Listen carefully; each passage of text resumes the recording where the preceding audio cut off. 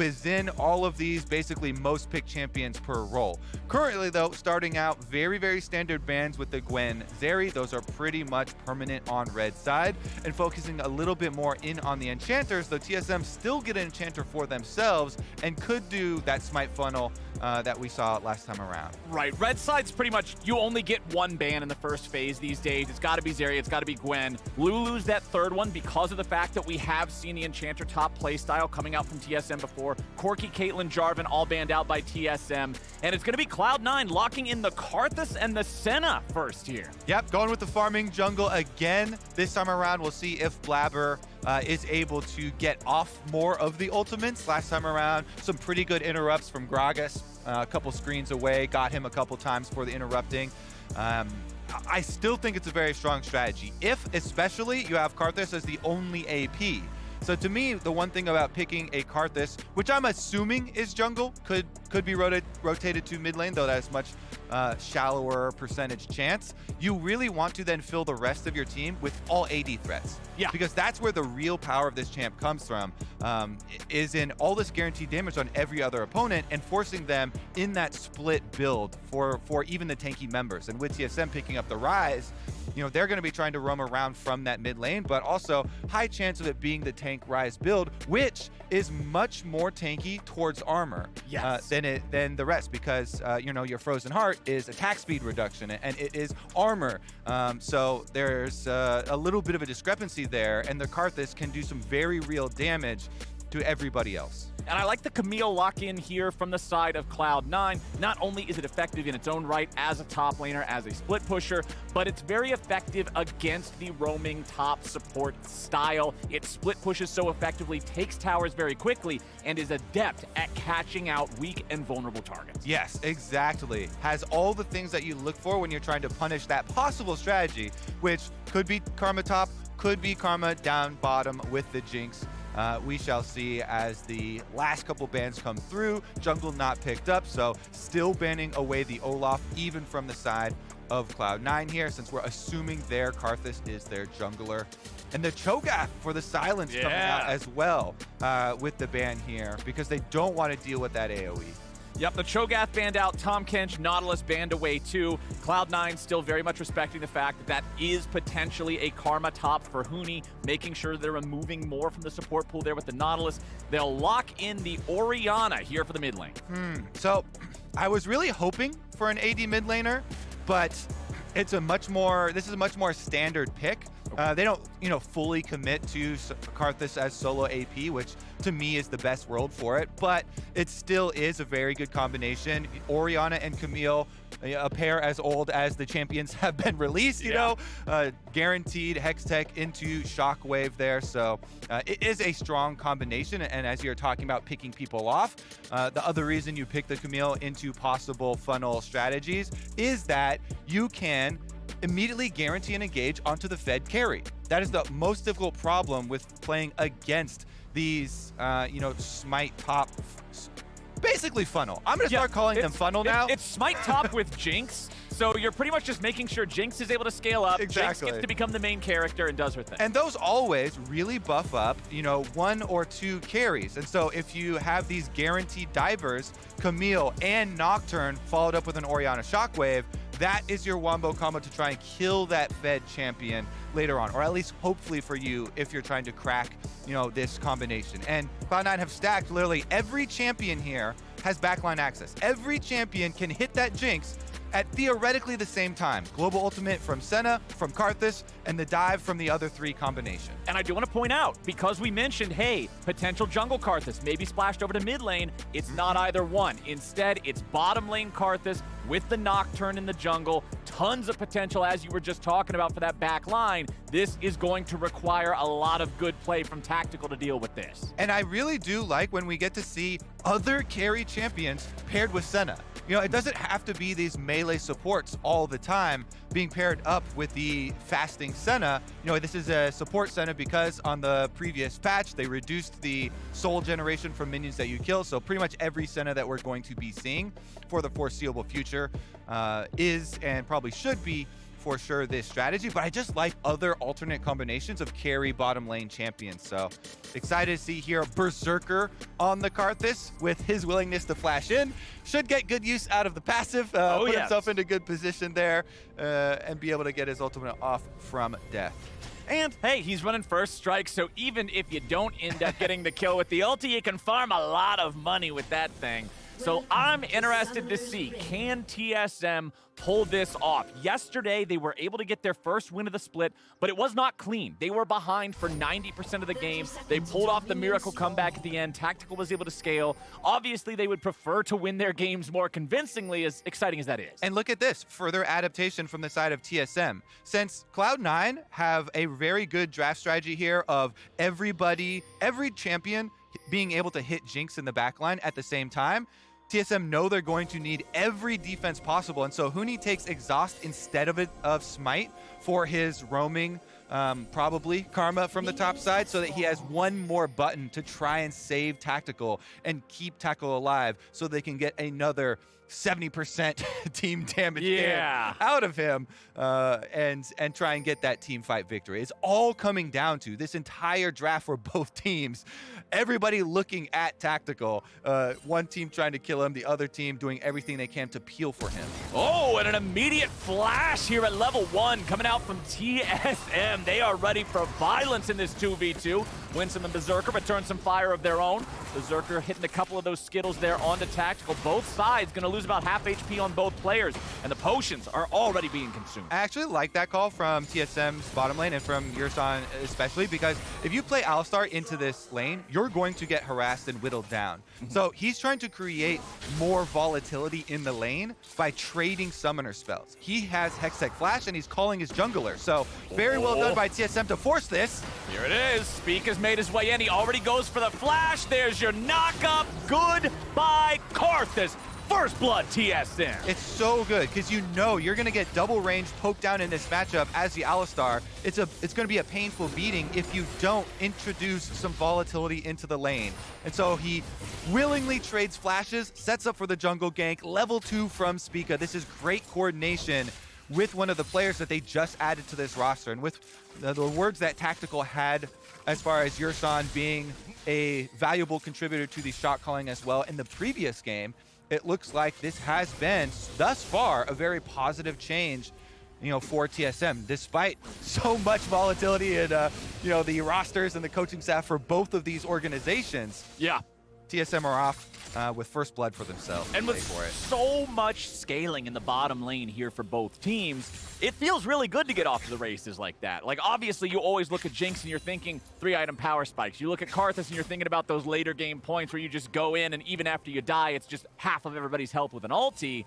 But early on, getting a nice lead, Tactical being set up for success here once again. Was not able to buy the entire Noon Quiver on his back, but does have all of the pieces, and he's going to feel really, really nice about the current state of things here. You can see Blaber's hanging around, their own junglers on the top half of the map, so TSM's probably not too extra bloodthirsty just now. Yeah, I mean, we set up from Champ Select. Okay, so literally all 10 players are thinking about Tactical this game.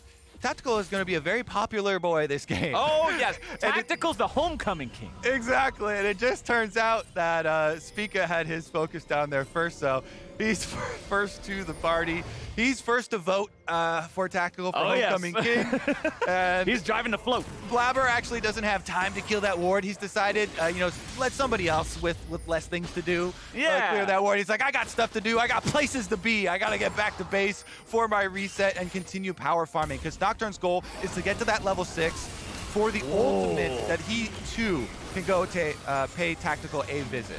And once again, it's TSM starting trouble in bottom lane. It was Huni making the rotation this time, and they get the flash out of Winsome. And this is no surprise, as everybody is now accustomed to the roaming supports coming from top lane, with how prevalent it has been in the meta.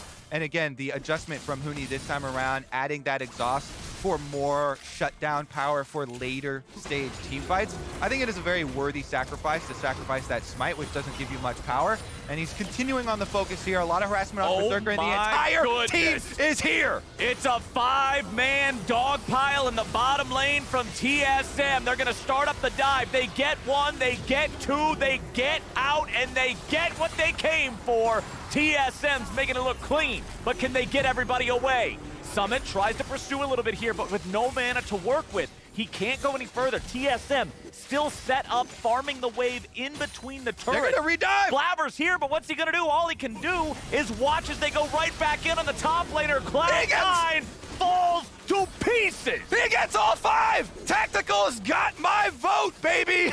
Homecoming King is here to stay. TSM, they say even if you know what's coming, what are you going to do about it? Nothing. We are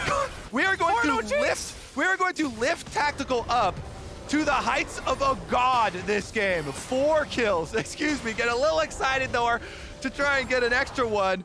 400 gold bounty on his head already, but he knew he was going to have pressure on his shoulders coming into this game. He knew there was going to be a wanted poster with his face on it. Might as well earn it inside the Cloud9 bases, and he does earn it. Look at this. TSM go for the dive. Yursan in first with the aftershock on Alistar into the Flame Chompers. They kill him off, drop the tower aggro. I mean, this is like a brand new TSM, and everything is going according to plan. And I'm loving how well they're investing into Tactical here, the faith they're putting in him. Going back to what we heard Jat talking about on the desk earlier on in the day, saying, yeah, whenever Tactical has a mistake or a slip-up, people say, oh, he's just carried by Core JJ the entire time.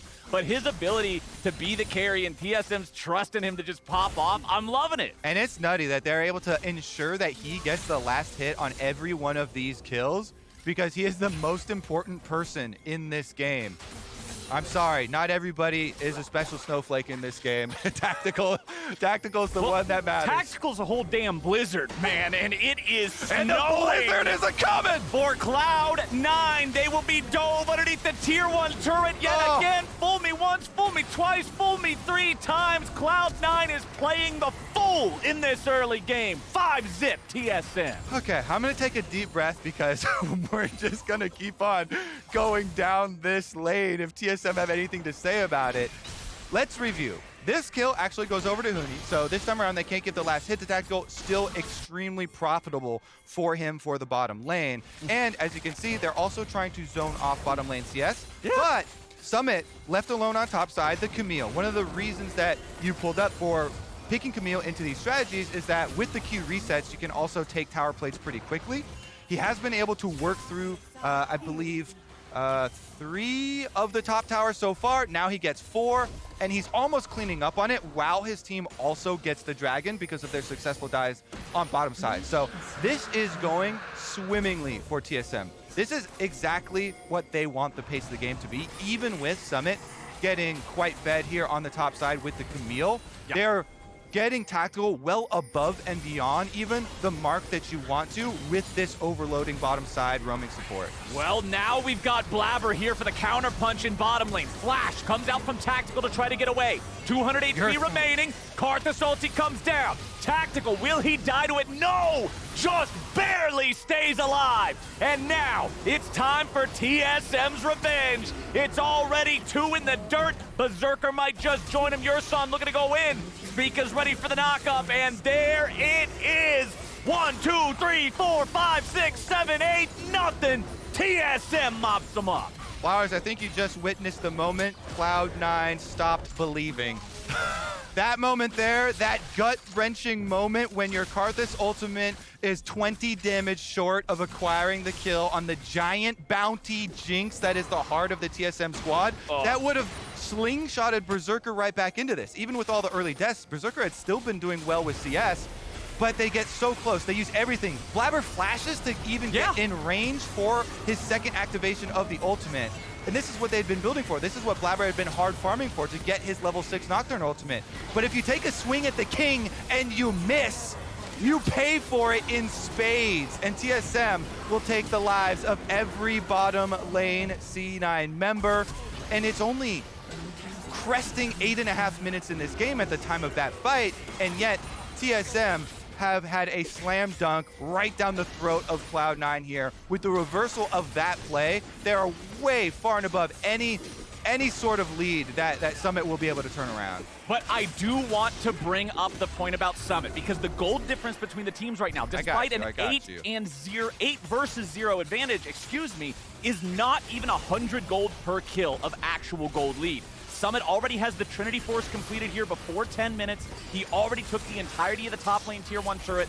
We've seen teams that play this roaming support style sometimes move their bottom lane up to top before that falls. They didn't do that this time. So the gold remains not incredibly far out of reach. It is going to do another jump here as this Rift Herald collides and take those last couple of plates. But Summit's doing what he can to keep their heads above water. He certainly is. And he was doing as much as he possibly could in the Cloud9 game yesterday as well. He was also the one, in that one he actually had a lane opponent and he was still smurfing. He was still winning the 1v1s. He was still the hope for Cloud9.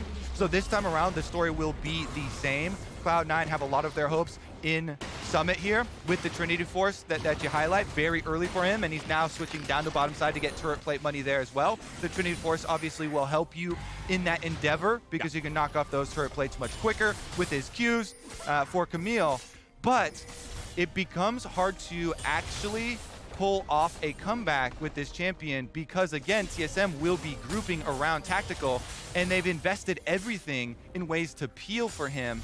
They have got the extra exhaust here coming from Huni, so Gratz, you're a fed Camille. Guess who that exhaust is going to get laid down on every team fight, Flowers? Oh, he's going to feel awful special because it's only for him, my friend. Exactly. Well, he's back up now as the reinforcements arrive for TSM in the bottom lane to protect their second turret. Summit was able to take that one nearly dead, but not quite all the way there. There's also still almost another plate just ready to be taken right here for the side of TSM if they shove this wave up.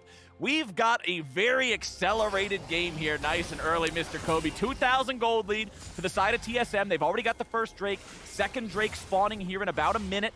Cloud9 is going to need to be very coordinated. They cannot afford to continue to have plays like what we already saw where they barely miss out. They've got to kill Tactical. If you take down the Jinx, the rest of TSM, their job becomes insurmountably more difficult. Flowers, your favorite item, buddy. Guess what? Tactical's got a no-die button. Oh boy, the stopwatch, so incredibly powerful against compositions that are all about killing one dude. It's practically a cheat code. Up, up, down, down, left, right, A, B, 650 gold, cheat.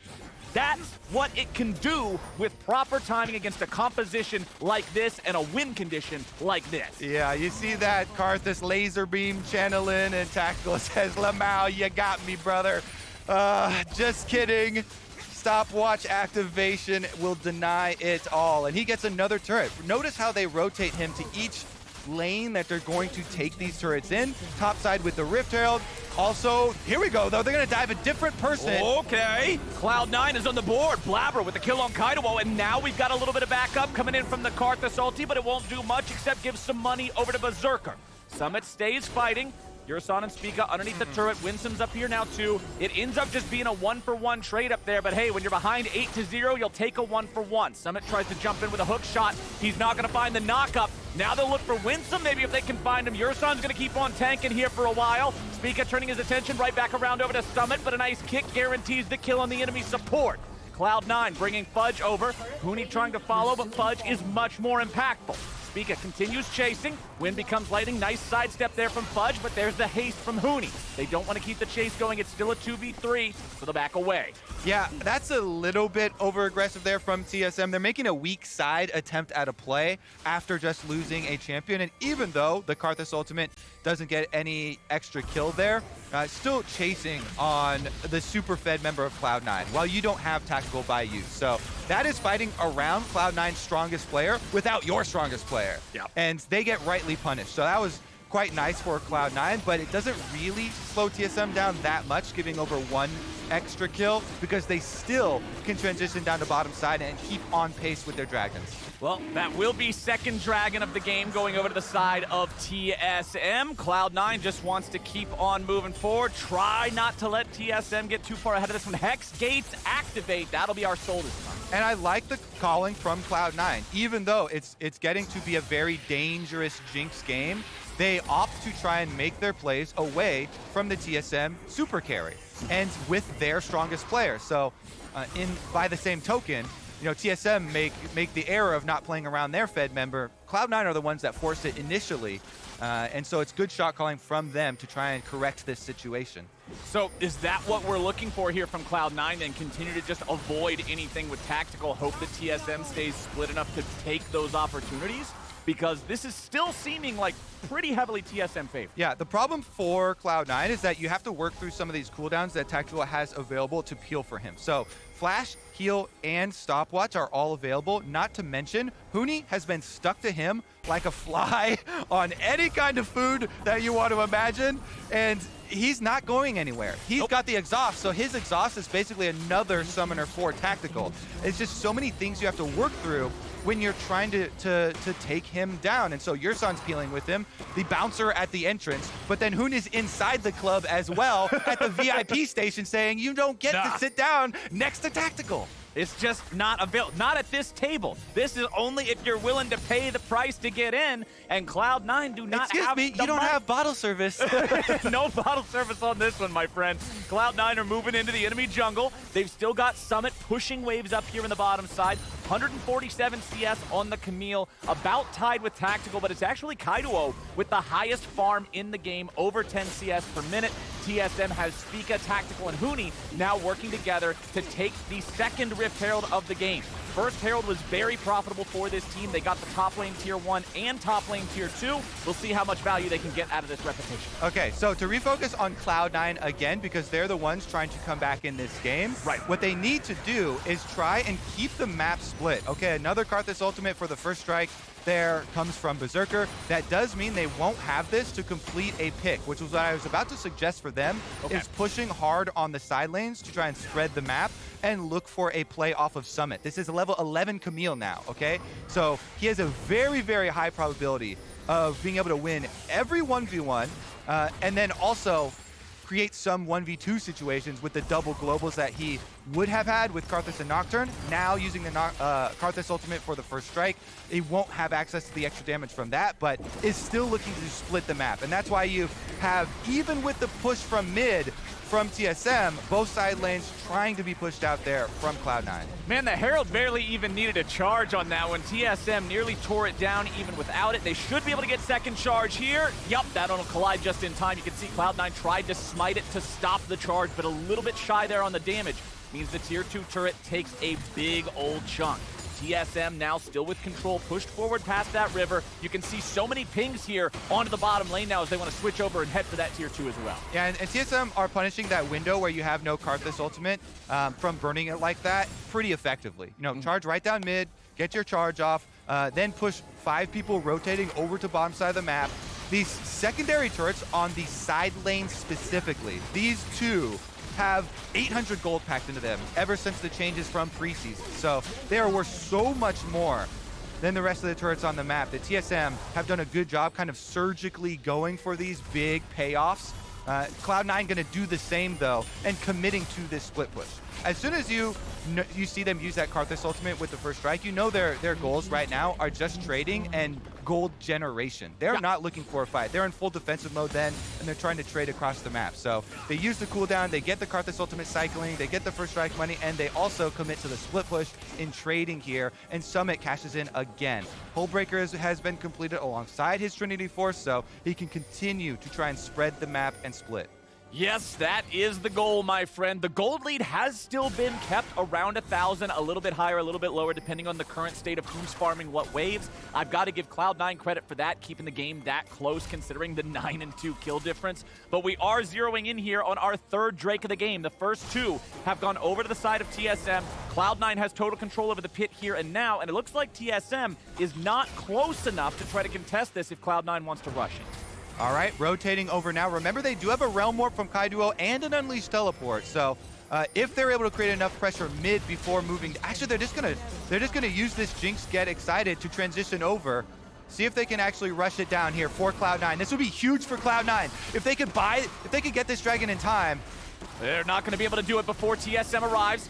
Keaiduo's still not there yet. He's making up that distance. Summit separated for the rest of the team. Blaber's going to blind everybody. Nice shockwave, finds a couple. There's your Karthus ulti over the top. It's stolen away by TSM. And now they try to disengage. Cloud9 looking to chase, find any sort of a kill if they can. Yursan stuck in a Hextech ultimatum. He will be the sacrifice. But TSM trades one for the Drake. Spica is a miracle worker. Are you kidding me, Flowers?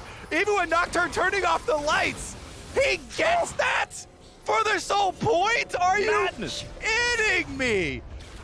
Oh my God, Cloud9 had done everything really well to set that up too and force it. The shockwave from Fudge at the right time as Dragon's getting low to keep them away. The Nocturne ultimate is used, but take a look at this. All right, Dragon getting burned down, 3K. So look at the placement on the ball from Fudge, right in there, gets 3 of them. Ultimate out from Spica, and he's barely able to W smite, just barely in range. His ultimate, he turned it on to walk up, denying the damage that would kill him. He hits the W to chunk it down to 700, the smite to finish it, and now they're coming for you. Oh boy, here comes the party wagon. Cloud9 does not want anything to do with it, and Tactical don't care. Double kill over to the Jinx. That's a counterattack there with your shockwave. Only finds Yursan. No kill to be found for C9. 2 freebies over to TSM. TSM right out of the brush here. Fog of War is your friend, charging them down with the extra move speed off of Huni's Karma. The Shirelias plus the Mantra speed is enough to get them proximity towards Baron. Cloud9 trying to answer. They don't have Shockwave to try and steal, but Blaber has ultimate and flash to try and get inside. Blaber now trying to deal with Yursan. They'll pop him immediately. TSM fighting back, but Cloud9's bringing in reinforcements. TP's on the way. Huni's likely to die here next. Double kill back over to Fudge. Blaber stays alive. He keeps on tanking. Shut down over to Summit. Tactical is down. TSM is crushed, and Cloud9 win the fight. Spica's the only one that's able to save this from being a Baron for Cloud9. That was a couple moments away from Cloud9 getting Baron, but Spica kills 2 with his name, and he's looking for 3. Fudge keeping him pinned against the wall. He got 3! Nicely done from Spica there, taking out the enemy mid laner. Now he turns it right back on a Berserker. Got him! He throws up the white flag. He don't care! Spica 1v2 dies with glory! Oh my God, are you kidding me? Spica pulled this one out of the dirt for TSM. You can count 4 of them delayed quadra kill, I believe, from Spica fighting for his life. And this is a perfect time, Flowers, as we take a moment to breathe, to highlight my new favorite item on this patch. Guess what? Steric's Gauge was taken away from us as the junglers, but it was replaced with a beautiful item called Death Stance. Oh yeah. Let me tell you, Death Stance now reduces magic damage as well as the physical damage with the damage delay, and you are able to cleanse that damage on kill or assist. So let's track the kills and assists for Spica as his team is getting murdered here, picked apart by Cloud9. Summit destroys the backline. The rest of Cloud9 able to almost celebrate here. They could almost go for a turn on Baron, but Spica pulls out the double kill. He heals off of the wolves, dashes back in, smites the wolf for more health here. His Conqueror is fully stacked, charge back in for the W, kills off the Orianna, dodges 2 Qs from Berserker, 3 Qs, not a single Q has hit him yet, not a single Q. There he got one. That one just the edge as he gets charged in for his death, and he pulls out the extra one. 4 kills all over to Spica, cleansing each instance there with his Death Stance, and now he's got his eyes towards Summit. Well, Cloud9 is now in the lead in terms of gold, but they're about to lose their split pusher. Summit, he buys as much time as he can, but he's shut down with the money over to Keaiduo. Beautiful timing there by Yursan. You gotta knock the Camille as the hook shot is going out, catches him in the air, interrupts it. You don't wanna let it connect onto the wall. They get their kill, they get their pick. Flowers, TSM have been reinvigorated with the changes, and yet Cloud9 just seemed in shambles. Whoa. Super Mega Death Rocket to stop the back. Another one. And make it so Fudge takes longer to regroup with the team. He still has an Unleashed Teleport if absolutely necessary, but the tier 3 turret in mid is already gone. Nice shot from Tactical. All right. Well, you're not getting Jinx ever again, I decided, for Tactical. You've decided this? Yeah, I've decided it. No Okay. team is going to let that happen here for TSM again. Nocturne ultimate, everybody's grouped up, so safety in numbers here. Grab a buddy. It's the buddy system for TSM. They're going to get their Dragon Soul. I feel like everybody picked Tactical as their buddy. Tactical has 4 buddies. Exactly. Quite an impressive buddy system, and a Hex Tech Soul to boot. Chain Lightning with a slow attached to it. Damn, that feels good. Yeah, it's perfect for, oh, what do you know? A Fed Jinx. You don't say.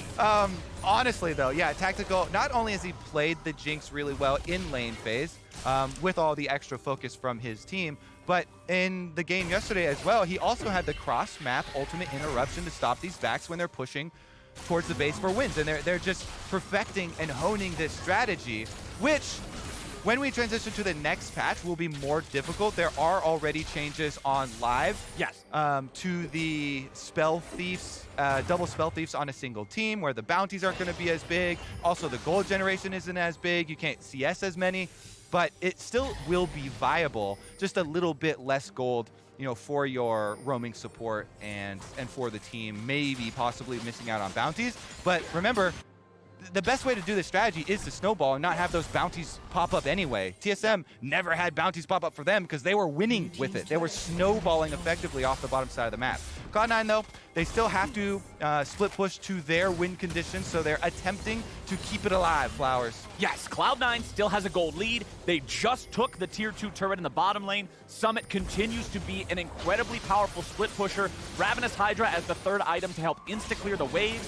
Yes, TSM is going after the Baron. Cloud9 will have to decide whether or not they want to challenge for this. Here we go. It looks like the answer is yes. Summit's making the TP in.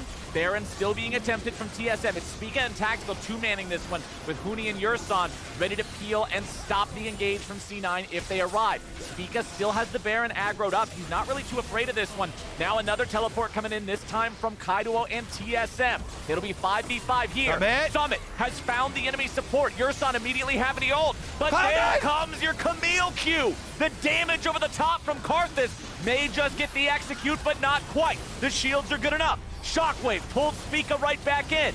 No kills on either side. Tactical's the target. Summit's going in, but he gets exhausted. Tactical is free firing. Shutdown only finds its way over to Spica. Cloud9 barely being kept alive, but now 2 kills are coming out. And Tactical may just be set up to go in. Winsome, Berserker, Fudge, all still alive. Tactical's got the shields. He's still got Huni right next to him. It'll be Spica traded away for Blaber and Summit. Such a valiant attempt there from Cloud9. They actually almost had it on that second re-engage, but the extra damage from the Hex Tech Soul gets the extra 2 kills there. Huni had a huge Q into the backline along with the splash from Rockets. Keaiduo chaining through his Q, the flux into the back line, and they got the extra kills squeezed out. What a fun one here. Cloud9 Cloud9 fighting so valiantly here. Yeah. They got the bottom side turret. They forced the teleport out. I mean, they open up a big health lead and force out the Alistar ultimate.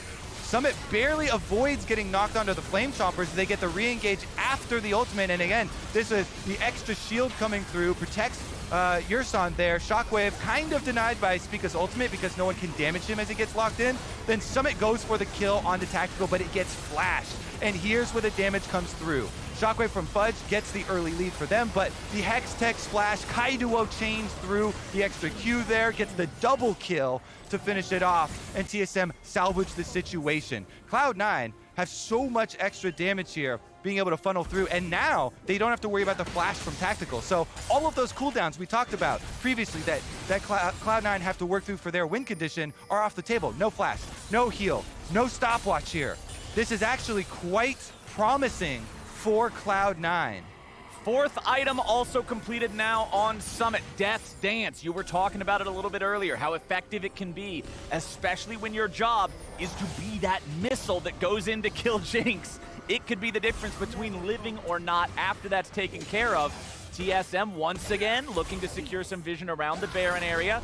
Spica steps forward for a win, becomes lightning, but it doesn't do a whole lot. TSM grouping up together as 5. They'll push down mid lane. The mid lane inhibitor, remember, is exposed. There is no turret here. That was taken down when they were able to interrupt the back from Fudge and just push up, force that objective. But now, TSM still has to figure out how they're going to close this one with Tactical being vulnerable like you were talking about. Do they want to play it slow? Are they just going to play a vision game instead? But it looks like a Realm Warp over to Baron to try to rush it down. Yeah, the problem for TSM is they don't have time as a luxury because they know Cloud9 have an advantage in split pushing, so they need to burn here. 5,000 health, this Baron is going to be toast. Nocturne ultimate, he's going in! Blaber They got it! and Blaber steals Baron! Talk about missiles, Flowers! Blaber, the missile of hope from Cloud9 right into the Baron pit. He knows it's a one-way ticket, but he's punching that ticket every time, and his smite reigns true. My goodness, we have had such good steals this game. Spica steals the Dragon earlier to get TSM to this soul, but Blaber, hero steal for Cloud9, steals this Baron, and this win con for Cloud9 is very much alive, okay? Yep. As much as the early snowball from TSM was very promising, Cloud9 have done such a good job to get back into it. Summit continuing on constantly with the split pushing. He's now level 16 on that Camille, and they've bought enough time. They've got Baron buff. Blaber is back and alive. It is now Cloud9's setup on the Elder Dragon. Elder Dragon is about to spawn. Blaber is back up on the map. Paranoia is nearly ready to cast yet again. Tactical has a Guardian Angel. Summit has a Stopwatch. These are both incredibly important actives. Well, I guess technically GA's. You know what I mean. They're incredibly important abilities that when they are activated will cause some problems. Pressure here created by Cloud9. Summit doing such a good job. He's forcing a response from TSM. They have to go in now. If they don't, Summit will destroy your base. He's already taken down the inhibitor turret. The inhibitor will be short to follow, and the Elder Dragon is burned in response. Summit is so fast at making this happen. Keaiduo was sent back to deal with him as TSM goes in, and now they're looking to make the team fight happen here in the river. They still got Summit making the dive in between two Nexus turrets. Berserker channels the Karthus ulti. Summit getting himself right back away. Elder Dragon fight still continues with the objective itself at about half HP. There's your Resurrection. There's your Guardian Angel. What's it gonna mean? Where's Tactical at? He tries to get himself away with Yursan tanking it up here on the front line. Summit makes his way into the fight now. Yursan Summit has found the angle, but Summit has not found the kill until now. He will crush Tactical. He will follow onto Spica, and Cloud9 has made their way through this game and in to the TSM base. Cloud9 have done it, Flowers! 19 kills to 13 in the favor of TSM. Dragon Soul staring them in the face, and yet Cloud9 leverage that Elder Dragon fight. Summit with the split push and the wraparound flank.